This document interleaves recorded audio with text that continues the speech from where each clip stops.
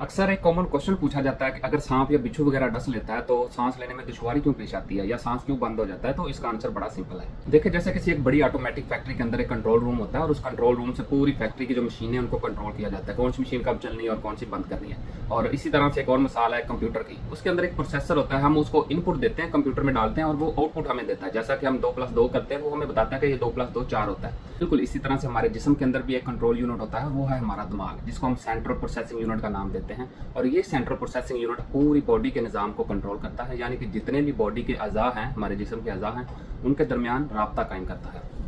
जैसा कि आपने कुछ देखा है, कुछ आपने सुना है, तो ये इसको प्रोसेस करेगा और आपको बताएगा आपने देखा क्या है और सुना क्या है। और ये सारा काम बहुत छोटे छोटे सिग्नल्स होते हैं, नर्व्स होती हैं, वो कंट्रोल कर रही होती हैं। वो मैसेज लेके जाती हैं आपके ऑर्गन तक और फिर उसको वापस आता है तो उसको प्रोसेस करता है। जैसा कि मेरे दिमाग से एक सिग्नल निकला और मेरे हाथ तक आया और मेरे हाथ ने हरकत करना शुरू कर दी, और ये जो हरकत है सारी, ये हाथ के इर्द गिर्द जो मसल्स हैं, पट्टे हैं, ये उनकी बदौलत हो रहा है। और इसी तरह से जितने भी अज़ा हैं हमारे जिस्म के अंदर, उनके इर्द गिर्द पट्टे लगे हुए हैं, मसल्स लगे हुए हैं, जो उनको हरकत देते हैं, उनकी मूवमेंट करते हैं। तो अब आप 5 सेकंड के लिए सोचेंगे, अगर उस कंट्रोल सिस्टम पे, चाहे वो फैक्ट्री का कंट्रोल सिस्टम हो या आपके जिस्म का कंट्रोल सिस्टम हो, उस पर अटैक हो जाता है, तो क्या वो फैक्ट्री या जिस्म चलेगा?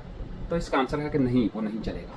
दरअसल जो सांप का जहर है वो न्यूरोटॉक्सिक, हीमोटॉक्सिक और साइटोटॉक्सिक होता है। जैसे ही सांप अपना जहर हमारी बॉडी के अंदर इंजेक्ट करता है तो वो हमारे कंट्रोल रूम यानी कि दिमाग तक पहुंचता है और वहाँ पे अटैक कर देता है न्यूरोटॉक्सिक होने की वजह से। तो जो कंट्रोल रूम का सर्किट है वो शॉर्ट हो जाता है, यानी कि दिमाग के सेल्स बनना शुरू हो जाते हैं। और अगर दिमाग के सेल्स बनना शुरू हो जाएंगे तो जो पैगाम है, वो जो सिग्नल पैगाम लेके हमारे दूसरे आर्गन तक लेके जाते हैं, तो हमारे दूसरे जो अज़ा हैं जिस्म के, उनको कंट्रोल करते हैं, तो उनमें थोड़ी सी डिस्टर्बेंस होगी, इंटरफेरेंस होगी, जिसकी वजह से क्या होगा कि दिमाग से वो पैगाम दूसरे ऑर्गन तक जाएंगे नहीं और वो ऑर्गन जो है वो हरकत नहीं करेंगे, वो आउटपुट नहीं देंगे।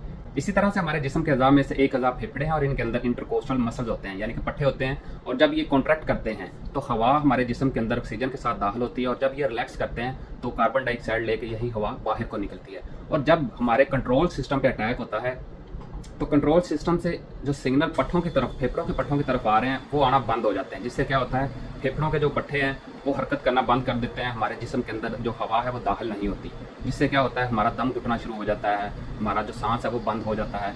और इसी तरह से सांप का जहर हीमोटॉक्सिक होने की वजह से हमारे जिस्म के अंदर ब्लीडिंग काज करता है, यानी कि हमारे जो टिश्यूज है वहाँ से खून रसना शुरू हो जाता है और फेफड़ों के अंदर हवा की जगह खून भरना शुरू हो जाता है, जिससे सांस लेने में दुश्वारी पेश आती है। ये इसी तरह से जैसे निमोनिया के पेशेंट होते हैं या किसी पेशेंट के फेफड़ों के अंदर पानी भर जाता है, उसको सांस लेने में प्रॉब्लम होता है और फिर हम उसको एक्सटर्नली ऑक्सीजन का सिलेंडर लगा देते हैं, वो सिलेंडर से ऑक्सीजन लेता रहता है। जब फेफड़ों के अंदर ऑक्सीजन ही नहीं आएगी, फेफड़े काम ही नहीं करेंगे, तो जो दूसरे अज़ा हैं, जैसा कि ब्रेन है जो कि ऑक्सीजन के बगैर चलता ही नहीं है, और दूसरे अज़ा को भी ऑक्सीजन चाहिए होती काम करने के लिए, सेल को जिंदा रहने के लिए ऑक्सीजन चाहिए होती, तो वो भी मरना शुरू हो जाते हैं। तो आहिस्ता आहिस्ता ब्रेन डेड हो जाता है। और अगर हमारा कंट्रोल सिस्टम ही डेड हो जाएगा तो इसके साथ जुड़े हुए जिस्म के जो दूसरे अज़ा हैं वो भी हरकत करना बंद कर देंगे। आपको एक और छोटी सी मिसाल देता हूँ कि अगर हमारे दिमाग का एक छोटा सा हिस्सा हरकत करना बंद कर दे तो उस हिस्से के अंदर जो ऑर्गन काम करते हैं वो भी हरकत करना बंद हो जाते हैं। इसी तरह से फालिज के मरीजों के साथ होता है। तो अब हम बात करते हैं कौन कौन से जहरीले सांप हैं, और इन केस अगर कोई सांप आपको डस लेता है तो आपको फौरी तौर पे क्या करना चाहिए। पहली बात, हमारे सब कॉन्टिनेंट के अंदर, इंडिया, पाकिस्तान और बांग्लादेश के अंदर बहुत ही कम जहरीले सांप पाए जाते हैं। ज़्यादातर जो सांप हैं वो नॉन वेनिमस हैं, यानी कि वो जहरीले नहीं होते।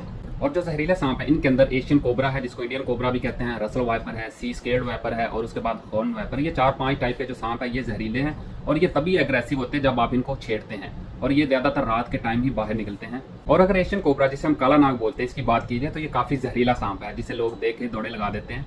अगर ये आपको एक बाइट कर ले, एक बार डस ले, तो ये अपनी एक बाइट के अंदर 300 मिलीग्राम तक जो जहर है वो आपके जिस्म में दाखिल करता है। और बंदे को मारने के लिए सिर्फ 35 मिलीग्राम से 40 मिलीग्राम जहर काफ़ी है। ये जो एक बार में 300 मिलीग्राम जहर निकल रहा है, ये 7 बंदों को मारने के लिए काफ़ी है।